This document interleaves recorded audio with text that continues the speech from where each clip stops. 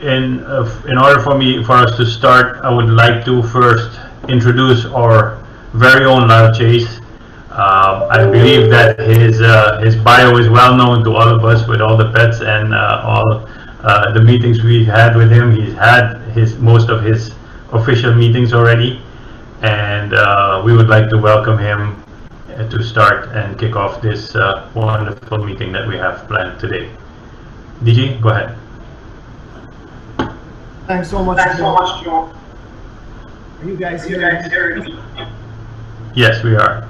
I'm hearing me twice. Is that better? Yes, much better. Okay, somebody did something somewhere, because I didn't. So, my family of Rotary. As you know, I have passion for everything Rotary. Today, I also have passion for End Polio Now, so I'm in my End Polio Now t-shirt. But we're talking about membership. So, I have promised both Joe and Debbie that I'll be very short, and to do that, I have written down what I'm going to say. So, unlike a certain president elsewhere in the world, I'll try and stick to my script. Yes, change is the only constant in life. That is a well-known saying. And we are in a period of considerable change. A couple of years ago, Rotary International recognized that the world was changing faster than it was changing.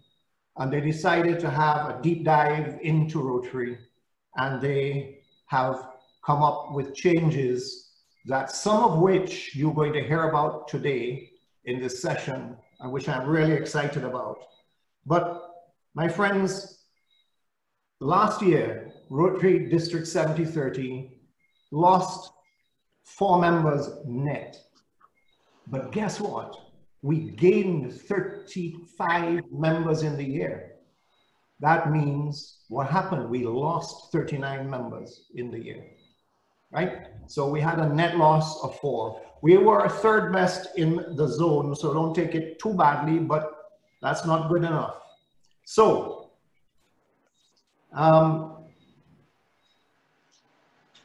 7030 is absolutely passionate about retaining our members. And as such, what we are doing is we're looking at enhancing our participant engagement. We're absolutely passionate this year about growing our membership, which means it's one of the 4 pillars of Rotary strategic plan. We're going to enhance our reach. And we're going to hear today from our membership team how we're going to do that. We're going to hear from Brian King, all of those ways that Rotary is encouraging us as Rotarians to expand our reach and to increase our membership. Did you listen to that last video? Accept your calling. That's what it said, accept your calling. So my friends, my fellow Rotarians, you are Rotarians, so accept your calling and let us make our district the greatest district. Leave out the zone, leave out the 2 zones. Let's make our district the best district. And let us not forget that Rotaract is going to be an integral part of how we do that. So Debs, Joe, I'm done. You tell me what else you need me to say now. Do I go ahead and introduce David at this point? You are introducing David at this point, yes, please. Okay. That's interesting. The first thing I have here is that Mr. David Charles Edwards, rally driver, oh no, that's the wrong one, sorry. My friend, David Edwards, that is the right one. And to be serious, because it's a serious, he is a serious guy, although he's a really fun guy too. David is the principal of DD Construction Limited and Palm Real Estate, and is a professional real estate valuer. He is a member of the Barbados Valuers Council and the Barbados Estate Agents and Values Association. David joined Rotary in the Rotary Club of Grenada East in April 1978. and returned to Barbados in 1979 and joined the Rotary Club of Barbados, where he remains a member. He was actively involved in the formation of Rotary Club of Barbados South, which recently celebrated its 32nd anniversary. You will all know that that is the club of our DGE, Sonia, who I see sitting there in front of the open doors of opportunity. He has distinguished himself in his dedication to community involvement, having served as president of the Rotary Club of Barbados, the Centennial District Governor, I was his AG, for the Caribbean District 7030 in 2004-05, and the founding chair of District 7030 Governors Council.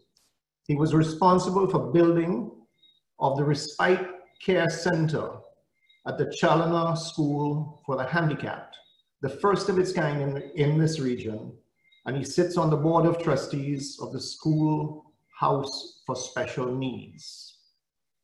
David has been at the forefront of regional disaster assistance in the Caribbean since 1982, and he still sits on the disaster committee every other week. I've been trying to join him. He's there and he makes his contribution valuably every other week. He served District 7030 at the Council on Legislation and has been a member of the RI Directors Nominating Committee. He has served as trainer both in district and at district and zone levels as ARRFC. I challenge any of you to tell me what that means. For Zone 34, Public Image Chair for Zone 34 DRFC, and for District 7030 and Zone 33-34 Institute Executive on 6 occasions. He now serves, very importantly, as the chair of Rotary International's membership committee. David served as chair of the Rotary International Friendship Conference in Barbados in 1994 and has been aide to 4 Rotary International presidents. In 2017 in Atlanta, he and Donna served as assistants to Rotary International President-elect Sam Oweri and Nora, and after Sam's sad passing, served RI President 2018-19 Barry Rassin and Esther in the same capacity. He has also served as RI President's representative on several occasions, the last of which I think was to South Africa recently. David has received the Citation for Meritorious Service Award, as well as the RI Service Above Self Award. These don't come easily in Rotary, and well deserved. Both he and Donna are major donors and Paul Harris Society members. David is a Justice of the Peace and past director of the Barbados Hotel and Tourism Association, trustee of the former chairman of the Barbados Rally Club.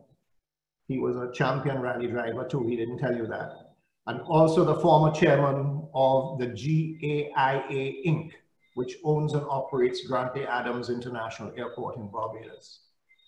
As a former motor racing and rally driver, he now enjoys driving classic vehicles such as tractors and boating. He and Donna have 2 sons, both drivers, rally drivers as well, and 4 grandchildren. My family, my fellow Rotarians, I now give you past District Governor David Edwards. Thank you, DG Lisle, and thank you for that long introduction. I beg for short. Good evening and welcome to all of my fellow DG string. I see many of my PDG family and my IPDG welcome to you all, and or DGE and DGN, who I understand is having his entire club, which is the club I joined Rotary in at Grenada East. They're all gathered in one place for this meeting. So welcome to that team. And well, a special welcome to George Robertson Burnett, who I saw somewhere around when I was scanning the screen, who is the Rotary Coordinator for Zone 34. for membership. So welcome to my, what I call my Scottish friend, George Robertson Burnett. Welcome. So this afternoon, we are talking membership, and I didn't want to go into a session of PowerPoint presentations and so on. So we decided that we would have an interview session with Brian King and myself, and more on Brian King shortly. I have the honor to chair this year the membership committee of Rotary International. And just briefly, the committee is mandated to provide guidance and advice to the board on matters related to membership development. I think that's and to retention and education. And the membership section of Rotary International is governed by these rules and run by a director in the person of Brian King, who is with us this afternoon. Brian King is a member of the Rotary Club of Evanston himself, and was born in Nairobi, Kenya, where he lived until he was 7 years old. He moved to Iowa and grew up there, earned his Bachelor of Arts in Anthropology and Psychology. Not necessarily what you would expect to have found running the membership department of Rotary International at this time from the University of Iowa. He then completed a master's at the University of Florida in anthropology with a specialization in African studies and development administration. Brian resides in Evanston, the home of Northwestern University and Rotary International headquarters. He began working for Rotary in 2001, and I had the pleasure to meet him very shortly after, and I believe I saw on PDG Leslie Harry Paul, I believe we would have met him together way back in probably 2001 or 2002 ourselves, when he looks a lot younger than he does now, and he still looks young. He has held a number of positions within the Rotary Foundation Development Office, including Director of International Fundraising and Director of Annual Giving and Alumni Relations. He currently serves as the Director of Membership Development, a position he assumed in December 2014. In that position, Brian leads a global team who develop and implement targeted efforts at club, district, zone, and organizational level, with the ultimate objective of strengthening each club's capacity to attract and engage a vibrant and diverse member base. Brian is married and the father of two sons, Dylan and Ben, and in his free time he coaches youth soccer and enjoys running, gardening, and most things outdoors. He's also a Rotary Foundation benefactor and a multiple Paul Harris Fellow. So Brian is the person he is the coordinator with whom I spend a lot of time in meetings. We meet every other Thursday to discuss membership trends and things that are going on in membership, and updates me on everything that's happening in the department.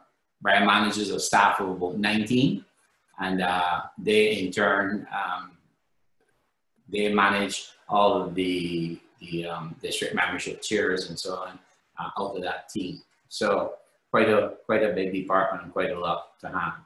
So the committee itself, just briefly, we have a very diverse committee.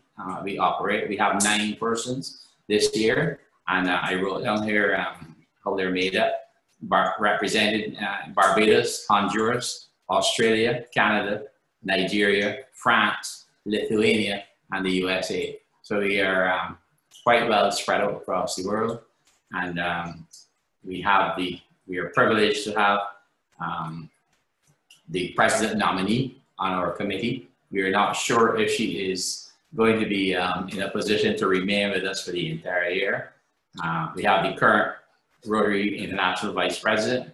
We also have 2 past Vice Presidents, a current trustee, and two current directors, and a Rotaractor. So we're pretty well spread out. So without any further ado, I will move into our little interview, but I will give Brian the chance first to to say a little welcome, and then we'll move into our interview session. Great. Thank you for that introduction, David, and it's wonderful to be with you all. District 7030 holds a warm place in my heart. A number of friends that I've known for many, many years. And I reflect back, I think the last time I had visited your district, it was probably at least 10 years ago. And I remember it fondly because I had first landed in Trinidad, in Port of Spain, and was transferring from there to attend your district conference and PETS, which was being held in Suriname. Very excited to be traveling with a rather large delegation of Rotarians leaving Port of Spain. As I was about to board the plane, the airline was checking my paperwork and realized I did not have a visa to enter Suriname. So they turned me away as I watched all of my Rotary friends and my luggage board the plane and carry on to Suriname. I was left in Trinidad, in Port of Spain, for I think another 2 or 3 days with no luggage and no Rotarians to spend the time with. Obviously, there are worse places to be stranded. I certainly made the best of it. But it was a unique experience. That was my last time with you all in District 7030, and it's great to be with you all today. Thank you for this opportunity. Great, thanks, and welcome again, Brian. So, as we press on, let us discuss our membership and membership trends. Let's start off with where we are right now with COVID, and give us an idea of how the Rotary world has responded membership-wise to COVID. And I actually will inform you that I'll ask that same question to our district membership chair for 7030. So we leave 7030 to him. Sure. Well, as Governor Lisle said, we are certainly in a period of constant change. We were before this global pandemic. But these last 4 or 5 months has simply accelerated that change, and frankly, that need for change. It has forced the organization to change in ways that perhaps would have taken us years to fully implement. But like the true innovators and entrepreneurs that Rotarians and Rotaractors are, we have seen some extraordinary response in quite short order. But the pandemic has had an impact on the organization. We did experience a net decline, global loss in membership last year of over 14,000 members. That represents about 1.2% of our global membership. We experienced a decline. So a decline in membership, as Governor Lisle mentioned, a net loss of 4 members in your district is certainly not to be surprised by. I think we as an organization anticipated some rate of loss. Ultimately, we recognize that some clubs were really struggling with how to respond and how to keep their members engaged. Some members were simply unable to maintain their connection with Rotary. They had lost their jobs. They had lost loved ones or became ill themselves. So this pandemic has really impacted all of us in one way or another, whether personally or through the people that we know, financially, socially, as well as emotionally. And we have a long ways to go. But I'm also incredibly inspired and motivated by it. Like I mentioned, so many clubs have been able to respond, connect with and engage their members, but access new programming and the opportunity to bring speakers and thought leaders to their clubs and districts that they previously never would have been able to do. This morning, I was in Kenya speaking to about 100 Rotaractors, and this evening I'm with you. That never would have been conceived of. Well, now it is standard operating procedure. So I'm incredibly motivated and inspired by that. I'm also inspired by what our clubs and districts are doing to respond directly in their communities. how they have met the needs of those that are food insecure or supporting frontline healthcare workers. There's so many incredible stories of what Rotary clubs and districts are doing.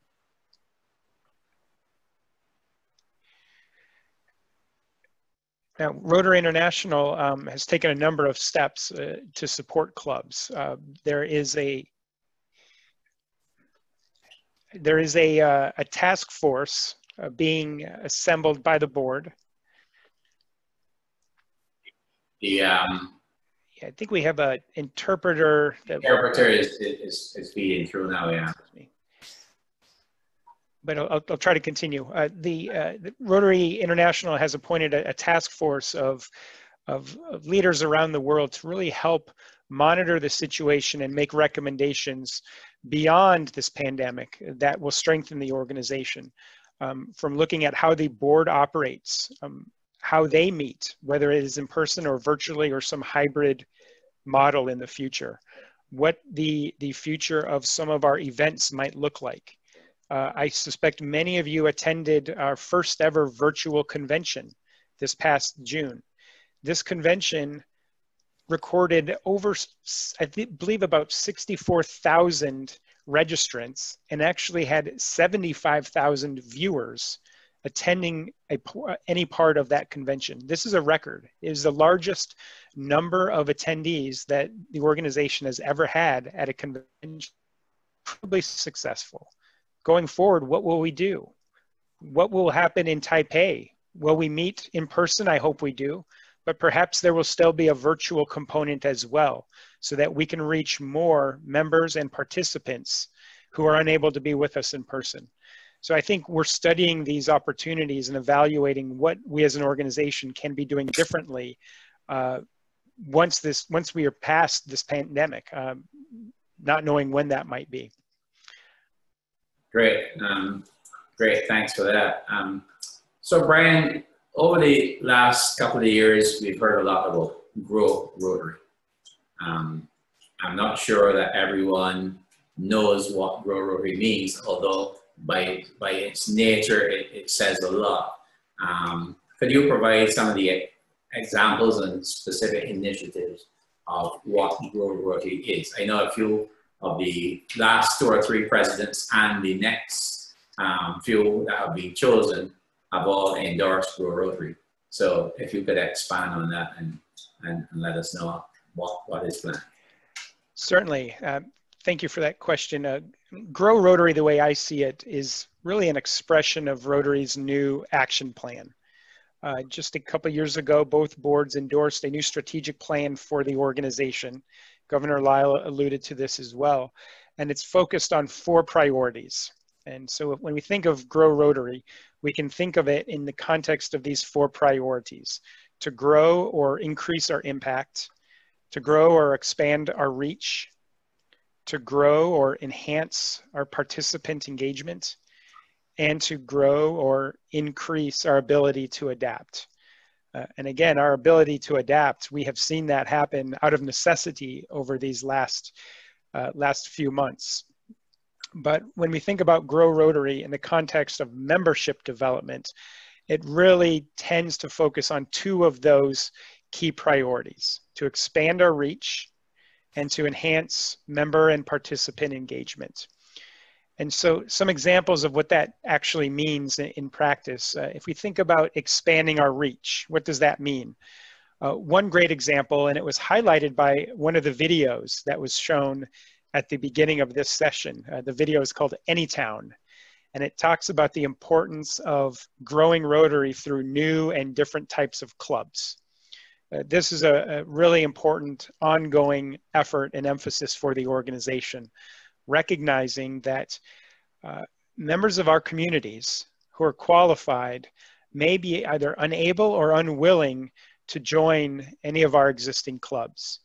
And today we need to recognize that just offering a club experience isn't enough. We have to be able to cater to the needs and the expectations and the desires of the marketplace. And so that might require a different schedule. Not everyone can meet on a Monday evening or a Wednesday evening. I know many of your clubs meet this evening. Some people have conflicts and commitments. That doesn't mean they wouldn't be a great Rotarian or Rotaractor. Others can't make a meeting in person. So we're seeing the development of more virtual clubs. Some are organized as passport clubs or traditional e-clubs, if you will. There's an opportunity to reach more people by delivering different expressions of Rotary, different club experiences. So I highly encourage you to visit that video again. It is available not just in English, but also in French, in all Rotary languages. You can actually access it and download it directly from rotary.org/membership, where you can view that video and really and share it with your fellow club members. Particularly share it with those that might be concerned or apprehensive to start new clubs. Some club members may fear that a new club will only compete for the prospective members that you're trying to attract to your own club. And David, I know you are an avid boater as well. You have a boat. I like the saying, a rising tide lifts all ships. And it's important that we communicate to all clubs that new and different types of clubs in our communities should not be seen as competition, but as complementary and as an opportunity for us to expand our reach and reach more and more diverse individuals that want to be a part of us. So that's one example, growing Rotary through new clubs. Another example is an online tool that we currently offer to Rotary clubs called Membership Leads. And this is an incredible platform where an individual who may learn of Rotary, they may see an ad on social media or may stumble upon a public service announcement on television or the radio, or they know somebody that's a Rotarian and they're interested in learning more. They can come to our website, rotary.org, and provide just a little bit of information about themselves. We then review that information and determine where the individual resides, and we assign them to the appropriate Rotary district around the world. The district then reviews those prospective members, follows up with them, has a conversation, learns a little bit more about their interests in getting involved in Rotary and perhaps the type of club experience they want, and the district assigns them to clubs throughout your district. Last year, I believe about 69 or 70 individuals came to our website, expressed our interest, and were then assigned to the district to follow up on. The district assigned about 70% of them to one of your Rotary clubs throughout the district. But unfortunately, only one was converted to a member.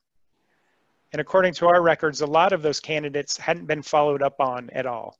Or perhaps your club did follow up, but you did not update the status within the tool. So it's important to recognize this tool as an incredible opportunity to grow Rotary as well, because we find that over half, the majority of individuals that come to us through this platform are under the age of 40, and approximately 40% are women. So we're trying to grow Rotary by diversifying our membership as well. Now, your district is incredibly diverse. You excel well beyond the global averages in terms of women in your clubs, as well as your age demographic is quite a bit younger than many parts of the Rotary world. But nonetheless, this tool that is available to you is generating additional interest to get involved with Rotary. Imagine if we converted those 70 individuals to members last year. Lisle wouldn't have been commenting about a net decline of 4. We'd be celebrating the largest growth in all of zones 33 and 34.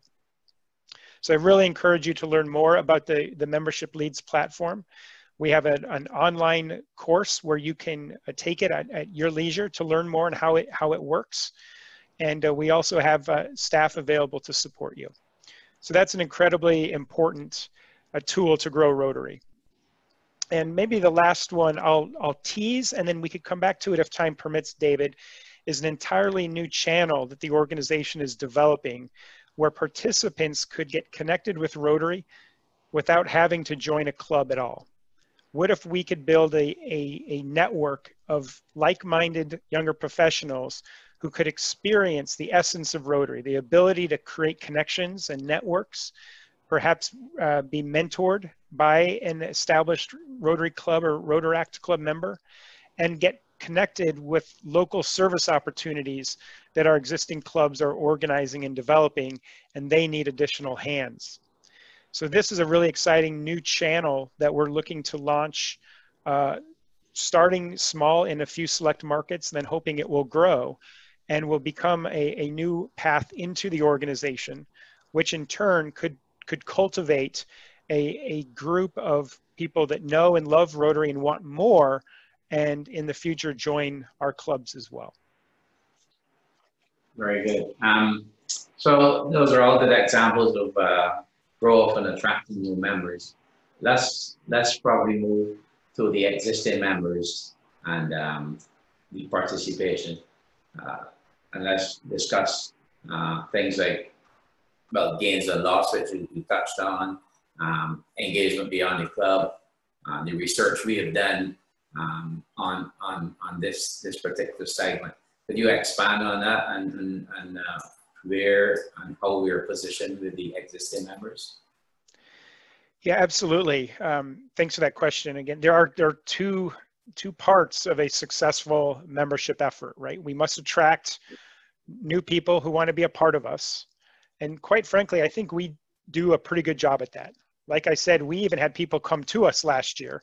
20,000 people came to us via our website last year globally, expressing a desire to be a part of Rotary. In any given year, we attract about 150,000 new members into our clubs around the world. But unfortunately, we often leave the back door of our clubs open, right? And our members leave. And an equal number, in some years, an even greater number of existing members leave our clubs. So we do a good job bringing people in, but we don't do as good of a job as we can and need to take care of them, to get them engaged quickly and early in their membership experience so they become lifelong members like all of you. So yes, retention, as Governor Lisle mentioned, is critically important if we are really to expect any sort of growth long term. Yes, we need to, and we will continue to bring in new members into our clubs, and we will start new clubs, but we need to care for our existing members. And so there's a lot of work, there's a lot of research that's been done to understand why our members are joining us to begin with and why they're leaving. And the three primary reasons that people join, I'm sure this resonates with many of you. The first is for the personal connections and friendships, relationships that we all enjoy out of our Rotary membership. Some might call it networking, some might call it fellowship, whatever you want to call it. It's about the personal connections that we develop and grow over time. We all have that innate desire to connect, and now more than ever, I suspect. And the second reason is for the desire to give back and support their communities. Primarily, it is for local service that people want to join. Now, we do see, particularly among younger folks, that international service is also of great interest, but still, local service is the primary service reason that people seek us out and want to join and ultimately do join. So if we're not delivering those two things, genuine, meaningful connections and relationships with one another, and impactful service projects, our members will leave. And when we survey our members who leave, we ask, and that's what they tell us. Their expectations were not met. They were not satisfied by the club experience, and they did not receive the value that they were promised when they joined. So we really need to focus on taking care of our members and delivering the things that they want. For younger professionals, we also know that personal growth, leadership development, professional development, mentorship, some of those personal growth opportunities are incredibly important as well. So I really invite you to think about how you're delivering these things to your members and ultimately talk to your members. Ask, what are the things that inspire and drive them most, and then commit to delivering them.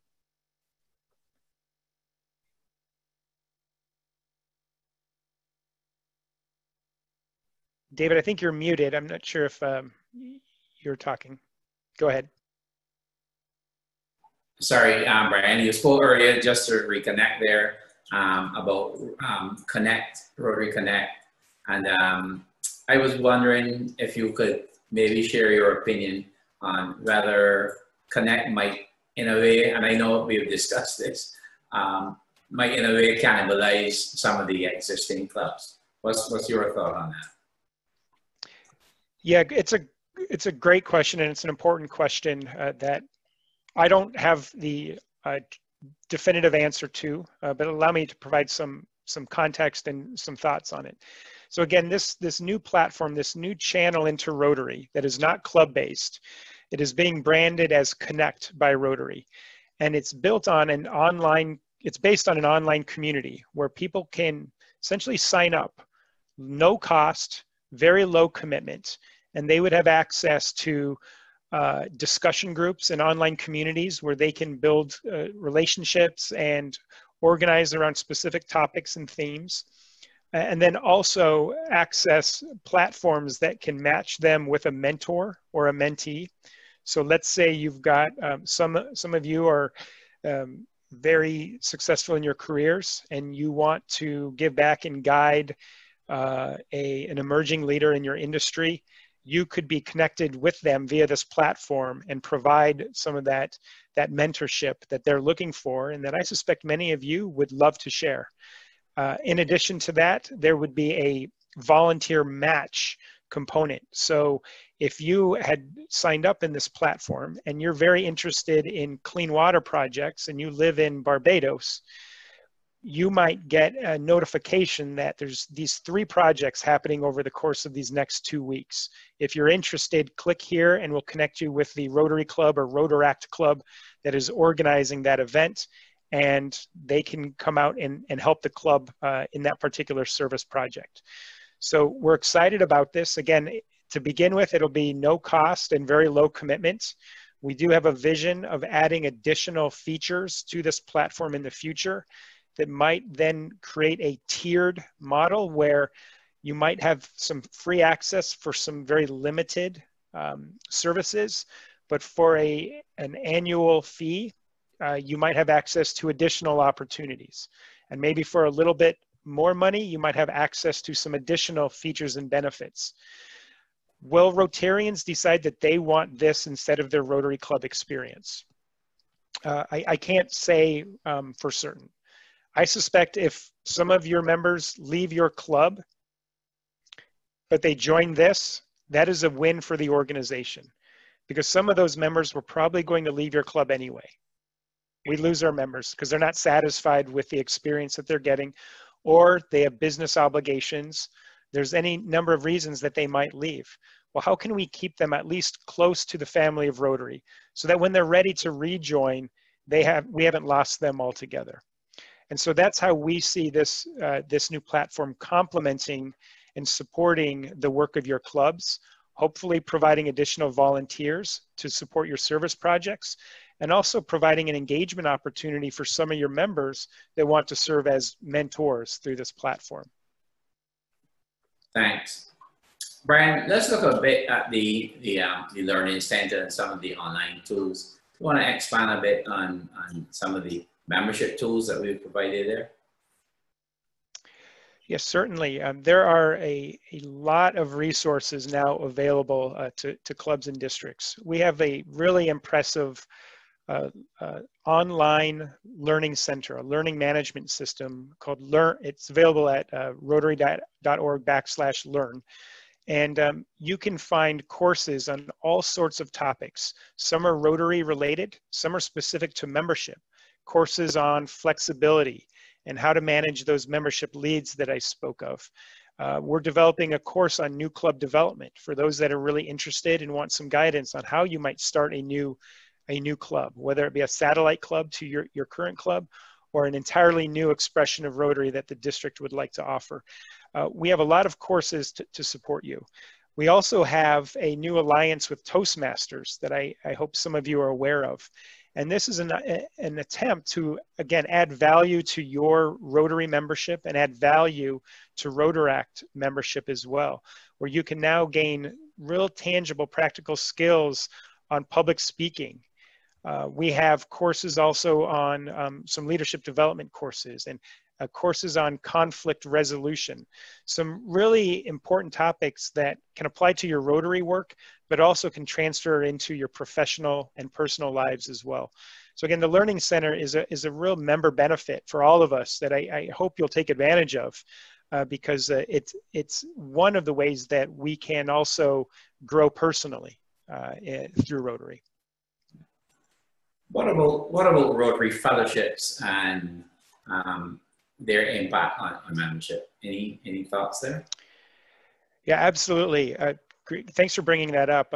You know, there are actually over 80 fellowships or organizations of Rotarians and Rotaractors who are passionate about any number of topics.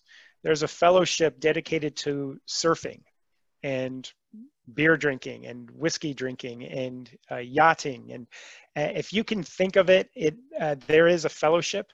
And if there isn't, I invite you to form one. Fellowships are an incredible opportunity, again, to expand our experience, right? And the value we get out of our membership beyond our own clubs. It's a place for us to build those networks and those friendships with fellow members from all around the world who share a passion for any number of those very unique and somewhat very specific causes or topics. So fellowships are an incredible opportunity available to all of us, as are Rotary action groups. And these are groups that are really more focused on really specific service opportunities and activities to really improve and impact our communities and communities around the world. So between Rotary fellowships and Rotary action groups, there are tremendous opportunities for all of us to be involved. Not trying to put you on the spot in any way, but I know the Rotary Foundation is the arm of the, you know, that operational arm of Rotary with all of the projects. Can you, with the research that has been done, can you provide us with some information on the correlation between projects and improved membership in specific areas? Yeah, thanks for the question. You know, I don't have like hard data in front of me, but we have been looking at the role of the Rotary Foundation and how it impacts membership. The way I've always approached it, and again, as David mentioned in my introduction, I actually started working for Rotary in 2001 with the Rotary Foundation. I spent the first 13 years of my career at Rotary working in the Rotary Foundation. It's very near and dear to my heart. And I've always seen the Rotary Foundation as, again, a member benefit and a member engagement opportunity. Whether it's through giving personally, whether you're giving, you know, $10 or $20 a month through Rotary Direct, or $1,000 a year to be a member of the Paul Harris Society, or simply helping organize and participate in service projects, both locally and internationally, that are funded through our foundation. The foundation, I think, is one of the most compelling and important member engagement opportunities we have. And we have seen some anecdotal evidence that suggests that those that give to our Rotary Foundation tend to stay with the organization longer. And those clubs that are active in projects tend to also show a deeper member engagement and ultimately member retention rate, because again, they're seeing the real impact and benefit of their membership and the power of Rotary through our foundation. So sorry I don't have hard data for you, David, but I couldn't emphasize more how important the foundation is to support membership. That's why I asked the question. I prefaced it because I know you didn't have it, but I know that's close to your heart. Before we, and I know we're covering a lot of points in the question and answer session in the chat, but before we come down to the final questions for you in this segment, I wanted to shift gears a bit and go to District 7030 through their membership chair, Joe Nutria, or whoever he chooses, to ask Joe what, from a District 70-30 point of view, how he is seeing the membership trends since COVID. Well, thank you, PDG, David. I would like to, first of all, before I get into the membership trends, I would like to share with you some new trends that we are experiencing. But I would like to ask ICA Chair Debbie Roopchand to answer, to tell you what we've been doing in the district already in the short time period with an innovative clubs. Debbie? Thanks, DMC Joseph. So, as the innovative club advocate for District 70-30, I can share that our district is focused on increasing its membership base within the next 3 years, and we aim to do so through non-traditional club models. New clubs should not be seen as a threat to old clubs. As Brian said, a rising tide lifts all ships. And we all know that in Rotary, we can never have too many foot soldiers on the ground. During this Rotary year, we aim to see the formation of 2 E-clubs, 1 English-speaking and 1 French-speaking. We would also like to see the formation of more satellite clubs in the district with members who may be ex-Rotaractors, young professionals, retirees, or diaspora. I'm pleased to report that the Rotary Satellite Club of Diego Martin Evening, Port of Spain, Trinidad and Tobago, was officially admitted as a satellite club of the Rotary Club of Diego Martin, Port of Spain, Trinidad and Tobago, effective 2nd July 2020, increasing the number of satellite clubs in the district from 2 to 3. This club is the first satellite club in Trinidad and Tobago, and its membership comprises ex-Rotaractors aged 30 to 40. It was actually formed to bridge the gap between aged Rotarians and younger Rotaractors, and to provide mentorship to the younger members of the satellite club. I'm also aware that there are efforts underway to form a cause-based Rotary club in the district. Such clubs can be an exciting way for us to attract members who have a similar passion and expand our membership. And lastly, and as an innovative way to increase our membership, I want to share that during Reconnect Week, that's in October, the district membership team, in collaboration with the district alumni team and the DRC chair, we are planning a reunion alumni meeting with Rotary alumni and former Rotarians and Rotaractors, where we would showcase the new club models and the flexibility offered to Rotarians through the use of these models, in the expectation that we can engage these attendees to consider either joining or rejoining Rotary, as the case may be. And that meeting is tentatively carded for the 9th of October 2020. So those are just some of our plans for the formation of new clubs in the district. Thank you, ICA Chair Debbie. For us, as far as the district, I think we started off the district year, or let's say the Rotary year, with a membership plan that we rolled out to all clubs, and we asked all clubs to participate on that. We had put a deadline at the end of July for that, and we got a response of almost 60%. So, which is not bad when you look at a membership plan or a rollout that you're doing out to the district. I don't think we expected 100%, but I had hoped for a little bit more. But 60, we got 60. So in the 60, which should be a good estimate of what the district will do, we noticed that crunching the numbers, that all clubs, or the clubs that actually submitted their plans, a total have projected an 11% of net growth. To me, that seems great, excellent, especially in this period of COVID and pandemic that we are having right now.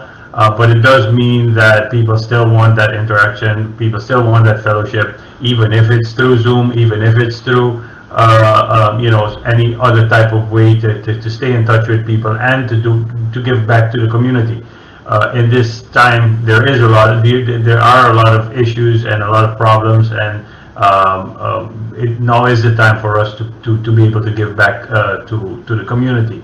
So we're also doing a lot of activity as a district for member retention, keeping very short lines between the district and the clubs, so that any issues, any problems could be, brought up and for support from the district. We have a strong team, membership team. We have a fully incorporated Rotary in the team. Most of our team members are already in this Zoom meeting as well. We are planning to roll out also, and they are already working on their part and their plans for membership plans for the year. We are engaging all clubs under 20 members to actually move up to being more than 20 and finish with more than 20 at the end of the year. We'll work with any club that needs help in that area. All AGs are working hard towards a common goal of closely monitoring all clubs with an MGI level or MGI score of 5 or less. So we are pushing into that, and they are on the ground. The AGs are on the ground and doing the best they can. We have we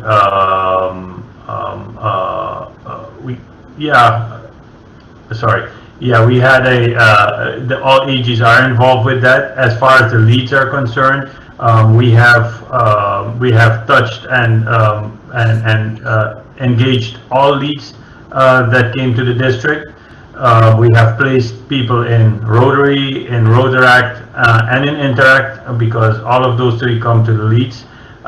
We wish to see some changes in leads, but we are already working with that so that it could be a lot more effective than it is at this moment. And we're asking all clubs to stay honest as far as their membership are concerned. Not to wait till the end of the Rotary year or mid of the year to write off members that they know that will not stay and will stay. So I hope to have answered your questions, PDG David. Yeah, thank you, Joseph. And the district seems to be well on its way with its plans. So as we close up with our the formal interview part with Brian, Brian, I wanted to ask you, where do you see Rotary now post-pandemic? And maybe we could look at it just as we have tried to do in the committee, to look at a short-term, mid-term, and long-term post-COVID. Sure. Thanks. I wish I had a crystal ball, right? First to know when post-COVID would be and what we would see. But yeah, I guess I have, a personal vision or dream of what it might be.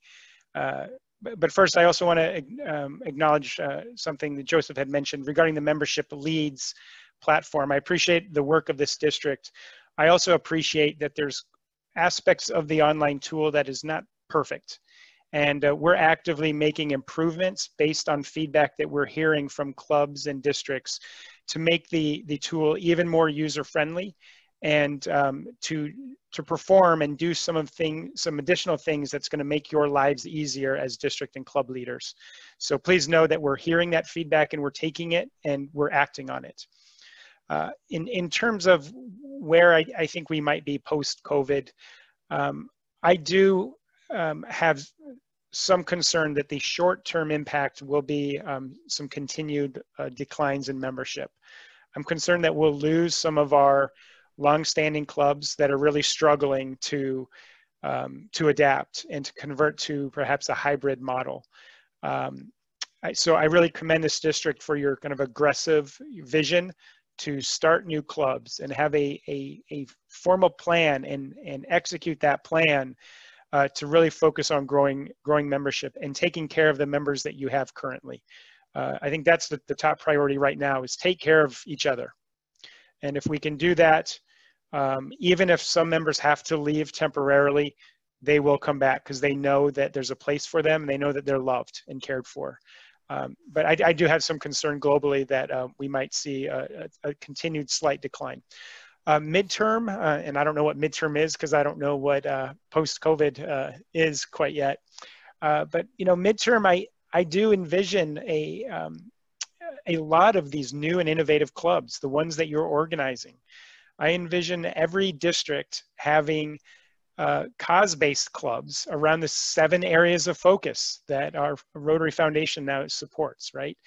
We could organize people around the environment. And what if every district had a club that their service projects, both locally and globally, were dedicated to environmental sustainability?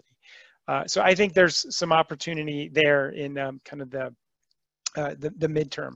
Again, new channels, whether it's this new platform we're about to launch called Connect, or some new and innovative events that bring more people into the organization. I see that happening. And personally, I want to see Rotary at least nominated for the Nobel Peace Prize in the midterm, not just for our work in polio, but also for the infrastructure that our work in polio eradication has laid down to support other global health crises, whether it be Ebola or COVID-19 or something that might come in the future. So that's what I envision for the midterm. We may not get selected. I don't have any say in that, but I think Rotary deserves that consideration. And long term, I expect Rotary to be the premier organization that people come to participate and give back to their communities and to serve globally. I envision an active and vibrant membership of 1.5 million Rotarians, another 1 million Rotaractors, and maybe another 1 or 2 million participants that are engaging with us in a variety of ways. That's where I see Rotary going. We need your help, though. Yeah, thank you. I know there's a lot of data that is received every week. And as this data is compiled, I'm sure some sort of trend will develop, and that we'll be able to follow as we move forward. So we were asked to be in that 30 to 45 minute range, and we are at 38 minutes. So I think we were well within our time frame before the DG throws us out. And I will now ask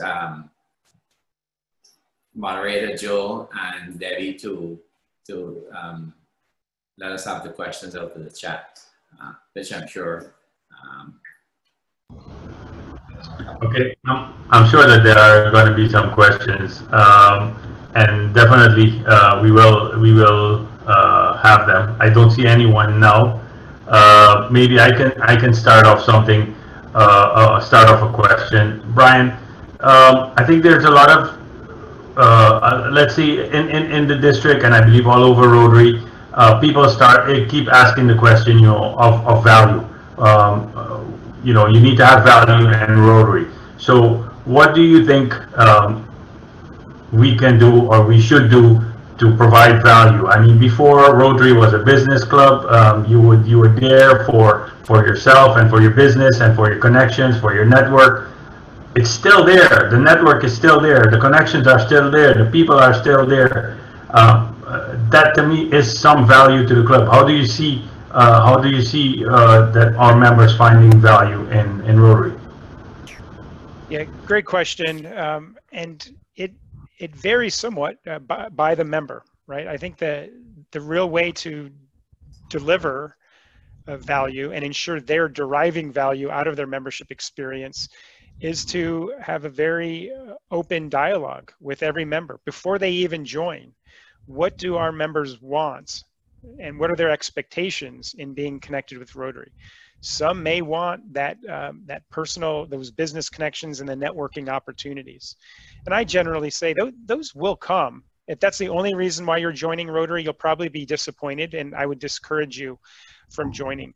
But I can assure you that if you get involved with this organization and you build relationships with fellow Rotarians, that networking and those business opportunities tend to happen. But Rotary is much more than that. And so really try to expose people to, again, all the opportunities that Rotary membership delivers. And again, the club experience is the premier product that we offer. And that's where much of the value is derived, but not all of it. Encourage your members, again, to get involved in some of the other elements, some of the work that the district is offering. Your district delivers value to you as members, to your clubs and to your members.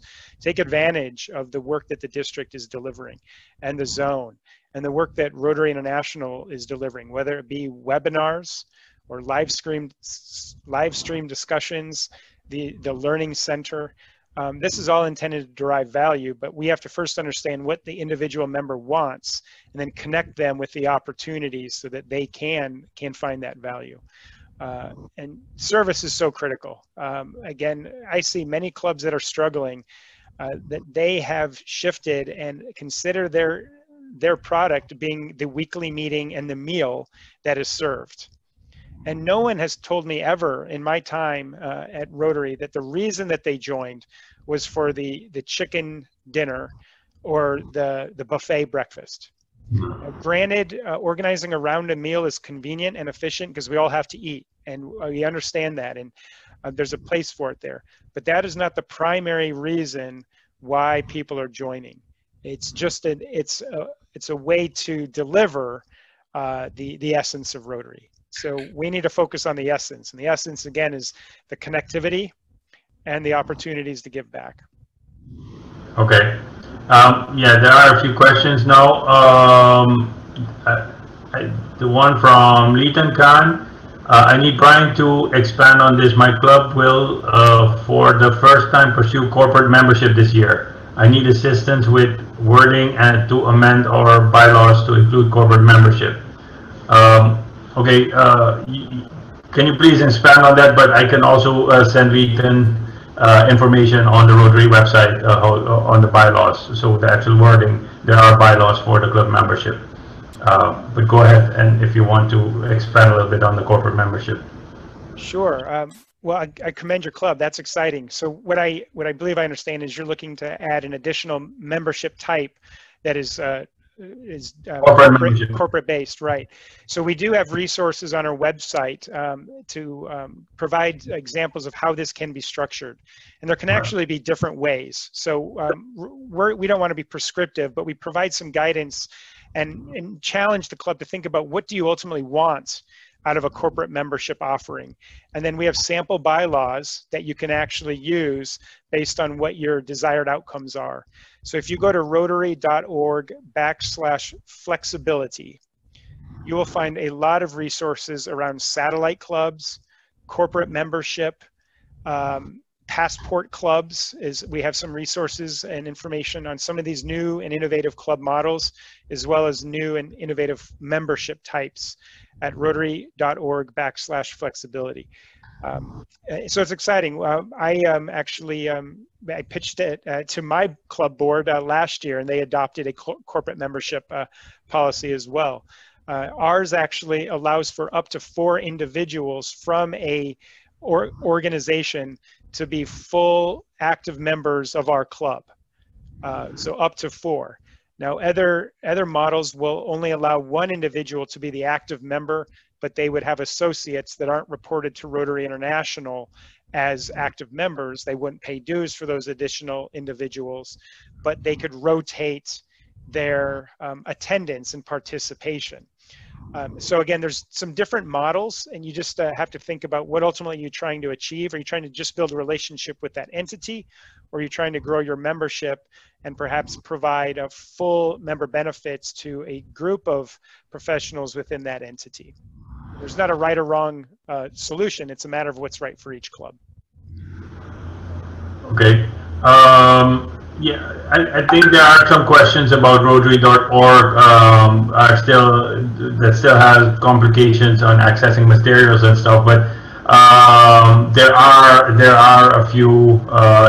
Rotary.org is back up to date. I see there are some issues, but these are being resolved.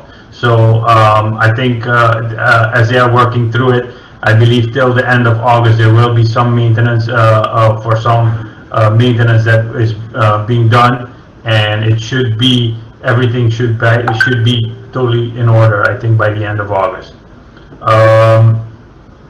There was another what plan of action does Rotary have in place for its members to contribute to community service during this pandemic? I believe that we need to contribute other than via information on website, because WHO is already doing that. Sure. I think it's a great question, and I look to many of you, and I suspect many of you have examples of what your clubs are doing. I'm just amazed by how some of the clubs have responded. We've seen clubs that used to meet in person, and obviously they have not for the last 5 months. They've converted those meal fees to donations to, again, folks in their communities that are food insecure, or feeding frontline health workers. We've seen clubs produce masks for those that need them. We've seen just a variety of great examples of hands-on service projects. We've seen many clubs do now virtual, again, mentoring, or kind of mock interviews for those looking to gain employment. So this is where Rotarians are providing their skills and their expertise to help those that might be out of work and are looking to develop those skills. So these are all volunteer opportunities in terms of community service. And I would invite you, and boy, I'm really sending you all over our website, but we also have an amazing section of our website called Rotary Showcase, where clubs are posting the types of projects that they're already delivering, or the ideas that they want to develop and are looking for perhaps funding or partners. If you go to Rotary Showcase, you'll see some really inspiring examples of what our clubs are doing. Okay, thank you, Brian. For everybody that's following the chat, you know, you can save the chat. Most of the links that Brian has been talking about are in the chat. So save the chat, and you can always go back and look at it, because I know it's a lot of information to process right at once. But all these links are also available in French. So the links are the same if you are how should I say, on the French language of the part of the page, they will work. Correct? I don't see many more questions, but I'm sure that DG Lisle would want to come in and ask some questions himself. Thanks, Joe. No, I didn't really have any questions. So I think that this clearly shows that we have been thinking deeply about how we're going to both retain our members, how we're going to make sure that participant engagement is enhanced, and how we are going to reach more Rotarians and bring them in. I was very excited about the possibility, for instance, of looking at Rotarians who belong to our territories, but who live overseas. And I dubbed them the diaspora, just for lack of a better word, because there's no reason now with our hybrid meetings that they cannot be part of our clubs. They come to our countries, they want to participate, they want to find a channel to send their money back home. Well, how better to do it than through their own Rotary Club? So that was one of my exciting discussions with our club innovator there, Miss Debbie, and we have had some tremendous discussion as we go forward.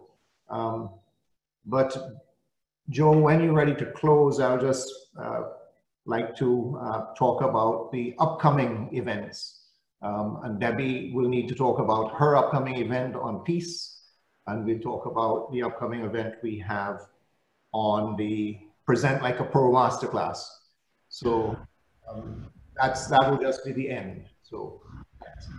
Okay, well, we don't have any other questions open, so if PDG David doesn't have any closing questions, we don't have any new questions in the chat box. So no questions, but I would just like to thank DG Lisle and the membership committee, the district membership committee, for asking the membership team to come to the district and share some of the information that we have.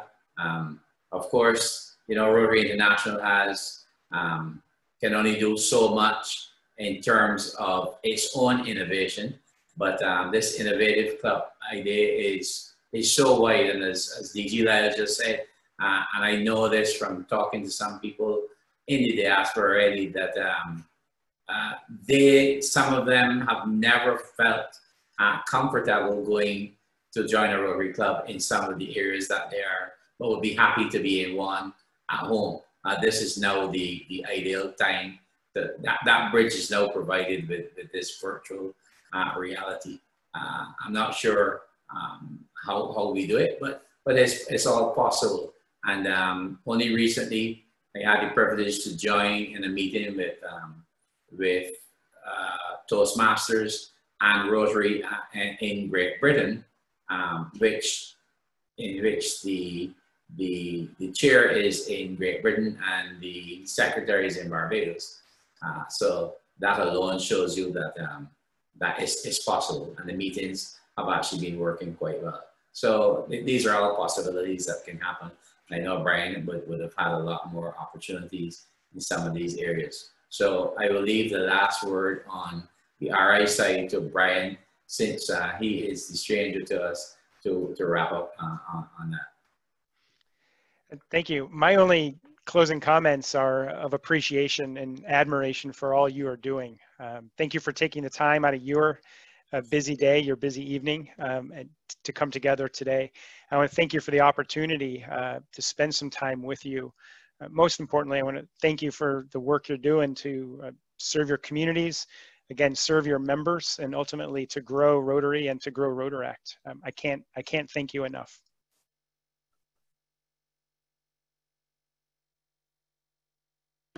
Okay, DG Lisle, I think you can have the closing remarks before I thank everybody. Okay, you're gonna do the thanks. So I will say thank you to both David and Brian, but I'll leave that to you to say as well. Debs, you want to just tell people about the upcoming peace event, and then I will talk about the one that comes right after it. Sure. Thanks, DG Lisle. So the District Peace Committee, as part of its ongoing monthly speaker series, on the 22nd of August 2020 at 5 p.m., we will be hosting Patricia Schaefer of New Gen Peace Builders as our second speaker. Her topic is building a culture of peace, putting principles of positive peace and young people at the center of a global dream. And just bear with me for a brief moment as I expand on that. Former UN Secretary General and High Representative of the UN, Anral Chowdhury, has said the most significant way of promoting a culture of peace is through peace education, something that needs to be accepted in all parts of the world. This includes a focus on human rights, gender equality, disarmament, social and economic justice, nonviolence, sustainable development, and international law.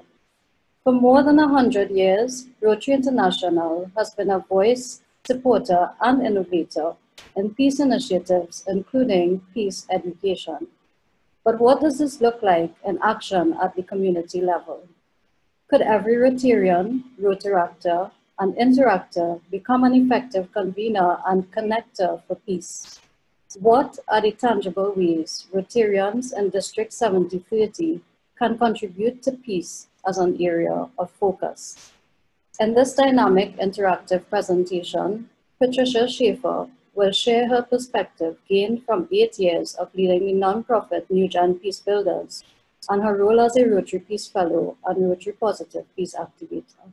So that's just a snapshot as to what the session is about. Thanks, DG Lisle. Right, very, very interesting, and I hope that everybody turns up. And that's on the 22nd of August at 5 p.m. Eastern Time. Right, and then the next exciting thing we have coming for you is a special presentation on Present Like a Pro. It's a masterclass for all.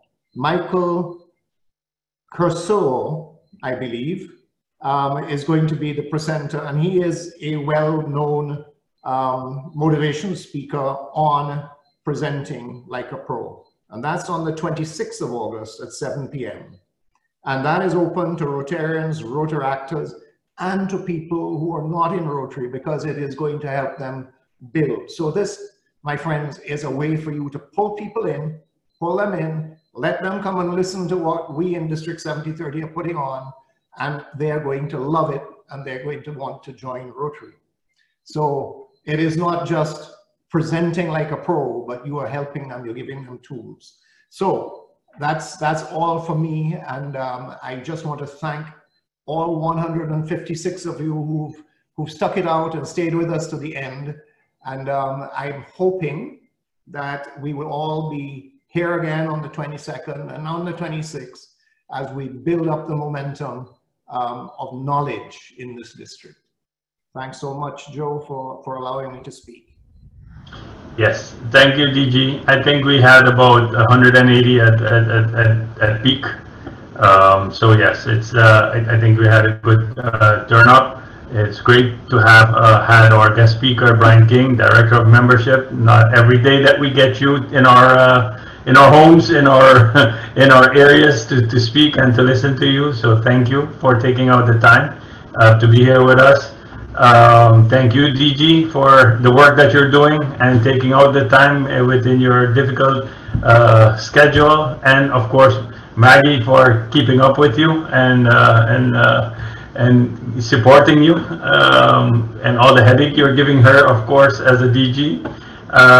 Thank you, PDG Edwards, for this meeting, for organizing this meeting and having us meet Director Brian, and of course all PDGs, all Rotarians, all friends. Thank you all for coming here. Thank you all for being with us.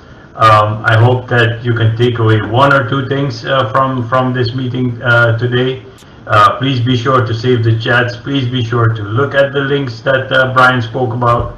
I think it's good that if we know more, we can, of course, guide more Rotarians to these tools, guide more Rotarians to these to this information. And information is key. Information is power. Make sure that we share this with everybody, and make sure that we can keep or attain our 11% net growth for the district for this year. And I'd like to get into next year with our growth. So thank you all for coming. Be safe, be well, and stay corona free. Bye-bye.